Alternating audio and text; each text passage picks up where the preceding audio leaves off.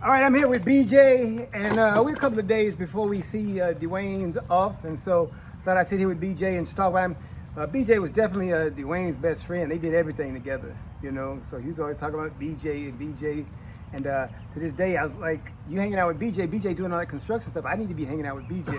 But this is Byron Johnson, so we're just gonna talk, and we're trying to decide how we're gonna do this. So the format is we're just gonna discuss some of the good times. You know, Byron, DeWayne, his big thing was sports.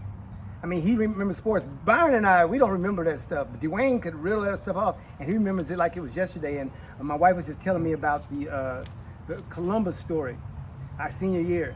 And because DeWayne wrote about that on a Facebook post, and she went and read it. She said that was pretty amazing. Because he talked about how we came back and how we had to do this and score these points, and we did it.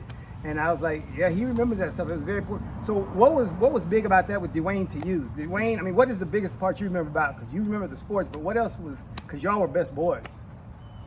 Well, you know, the sports, yeah, it was big. He was actually the way, he was actually my tie into sports because he was so tied into the knowledge of it. You know, all of the people and this and that. So, you know, even for me at that time, I mean, I played sports. I liked it. We had fun. You were good at it. But you know, he was actually the guru of sports. That's what he was. He was a guru. And so if you can almost ask him about anything, anybody at any time, and he would be able to answer that. That was interesting too, because people always thought of me as being the athlete. I to this day, I used to tell DeWayne, I'd say, "You actually more talented, but you didn't have work ethic." You know, right. Because he had a lot of talent. Right. I mean, Yeah. he just did things on the humbug and would be good. Yeah, you know. Yeah. So yeah, absolutely. And I think a lot of things we improvised and we just did because we had that ability, and a lot of things that we did also we did, you know, because we knew how each other, you know, would react. But yeah, DeWayne had a lot of talent, man, and I remember a lot of times having to, you know, in those option plays, I'm out in front and looking back to see, making sure he's still there, you know, but he's carrying that ball, boy, he's going to town. But it was definitely some fun times. Definitely. So outside of the sports, what kind of, because y'all hung out together on a lot of stuff. I mean, and over the years, because DeWayne's been, you know, around the world doing a lot of stuff. Y'all stay in contact really good? Yeah. We were never really out of contact. And you know, but he was about you know, the politics. He was about the debates. He was about, you know, those things that were, you know, kind of out there. And I wasn't. But again, here was another contact that I had into those things just because of him. Yeah. Okay. But also, you know, I as I kind of reflected since he's passed. You know, what was the signature of his life? That was really something that the Lord had kind of laid on me in terms of who DeWayne really was. And we can look at the successes, we can look at the failures, but then there is that place where, you know, that describes who he really was. Mm-hmm. And I think you know, in encompassing all the sports and everything, there was something about DeWayne that had a heart and a care for the prosperity of our community, the prosperity, you know, of blacks, and to be able to move forward, and that was part his signature in terms of finding out the way for it to actually happen. Because you know, a lot of times, you know, we fight amongst each other. And we never get anything done. I can give you some examples, but you know, I think the issue was in essence, he was really looking for those things that would move us beyond the things that kept us from actually working together and prospering as a community. And so you know, as an example, we look at the time we were trying to bring a hospital in. And we had the hospital owners, the hospital administrators. We had, you know, funding. We had land. We had all of that stuff was laid out, but we never could get the community, you know, to buy in on it. It was a perfect match for the university because having a hospital in Waller County would have allowed the university to have a medical school and not just a medical academy. But yet we could not get it worked out.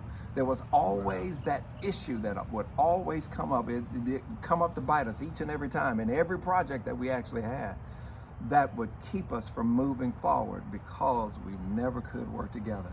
And I think ultimately what DeWayne was really about was trying to rectify that, trying to fix that issue, trying to put it together and say, hey man, we can do this, we can do this.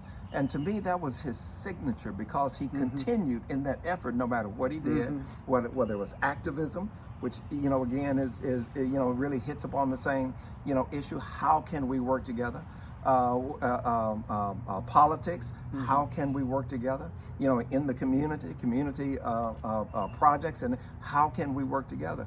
But we always hit that place where we fall, you know, as a community. And but I think DeWayne's target was to be able to rectify that, and but again, you know, it wasn't about. It's not about the successes and failures of it, but now it's about being able to recognize someone who now,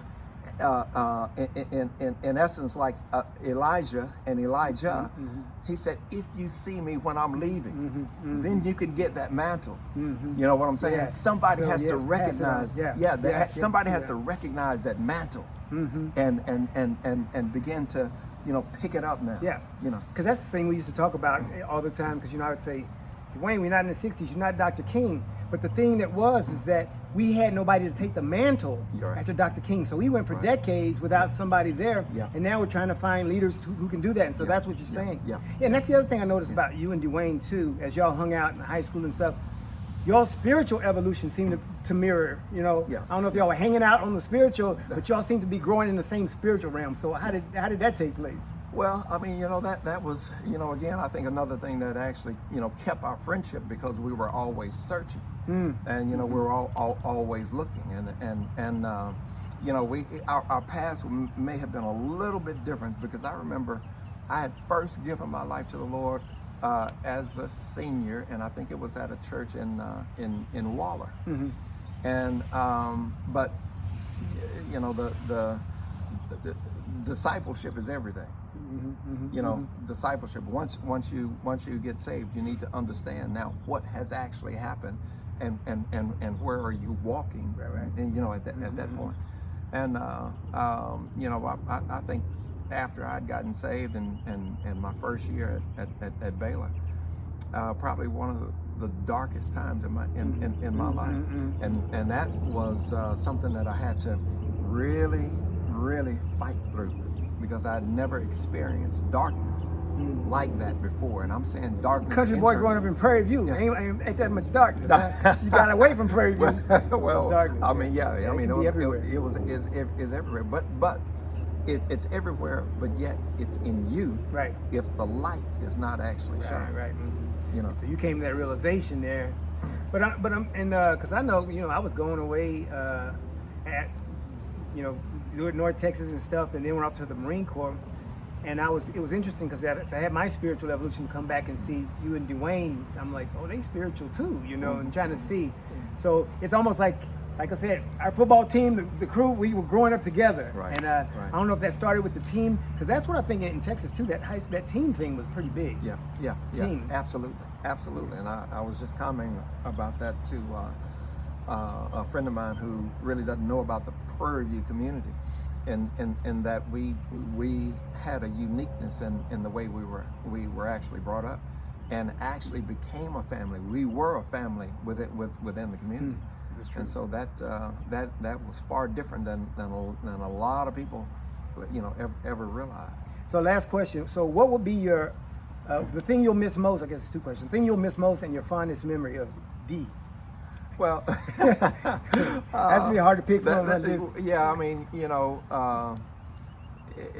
I love DeWayne's quick-wittedness. Oh yeah. You know, and I always knew that I could draw out a debate from him at any time, because he was going to oppose me just because.